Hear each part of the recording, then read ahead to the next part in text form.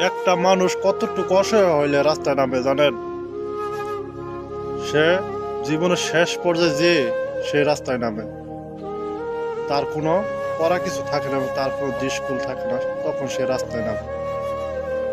হোক না সে বিধর্মী, তাতে কি হয়েছে? সে তো রক্ত মাংস গড়াই মানুষ নাকি? আমাদের তো সৃষ্টিকর্তা তো একটাই।